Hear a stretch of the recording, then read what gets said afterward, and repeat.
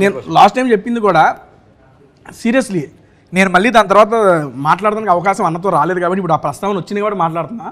Bhairavam interval ఏమన్నా అది అసలు ఆ యాక్షన్ ఏంటి, ఆ ఎపిసోడ్ ఏంటి, ఇది సందర్భం కాకపోయినా నాకు అవకాశం వచ్చింది కానీ చెప్పుకుంటున్నాను ఆయనతో. ఆ ఇంటర్వెల్ ట్విస్ట్ చూసి ఎవరు లేచి నుంచున్నాయి ఒక్కొక్కటి. ఏంటప్పా పెర్ఫార్మెన్స్ ఏంటి ఆయన, నిజంగా అన్న ఓపెన్గా చెబుతున్నా. నాకు తర్వాత అవకాశం రాలేదు కాబట్టి నేను చెప్పలేకపోయానులే. కానీ సినిమా మొత్తం ఒక ఎత్తు, ఆ ఇంటర్వెల్లో బొట్టు పడిన తర్వాత ఆయన చేసిన పెర్ఫార్మెన్స్ ఒక ఎత్తు. ఇక్కడ ఒక మేము వేసుకోవచ్చు, శ్రీనివాస్ ఆయన ఎన్ని అవార్డులు ఉంటాను, అవార్డులు నీకు రావాలని చెప్పి పెద్ద ఆయన చెప్పాడు కదా, అది సీరియస్లీ అన్న అది వర్త్.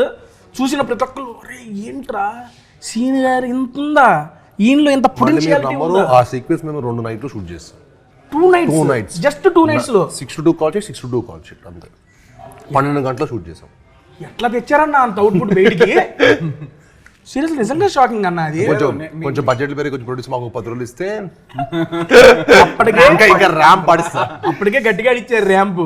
చూస్తున్నా మేము చూసి అన్న ఇది అబద్ధం కాదు, అతిశయోక్తి కాదు. నేను మా అమ్మతోనే చూశాను సినిమా పక్కన ఇంటర్వ్యూలు బెంగళూరు. మా అమ్మ కూర్చొని ఇక్కడ దండం పెడుతుంది, స్క్రీన్కి దండం పెడుతూ కూర్చుంది. అంతకు ఇన్వాల్వ్ అయిపోయారు వాళ్ళు. ఆ రకంగా మీరు చేశారు కాబట్టి వాళ్ళు ఇన్వాల్వ్ అయ్యగలిగారు. నేను చూసి మా అమ్మని అవుతుంది ఏంటమ్మా సినిమానమ్మా అంటే నేను చూసి నాకు ఈ ఫీల్ వచ్చేసింది. నేను ఇట్లా కూర్చున్నాను, దించేసి ఇట్లా చూస్తున్నాను, దాని ఇంకా తీసుకెళ్ళిపోయారు. ఆ సినిమాలో ఎపిసోడ్ వచ్చింది కదండి, ఈ సినిమా అంతా అలా ఉంటుంది. ఈ సినిమా అంతా అలాగా.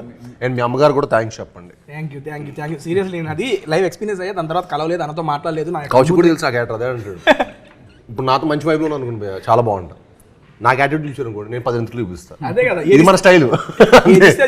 Real life.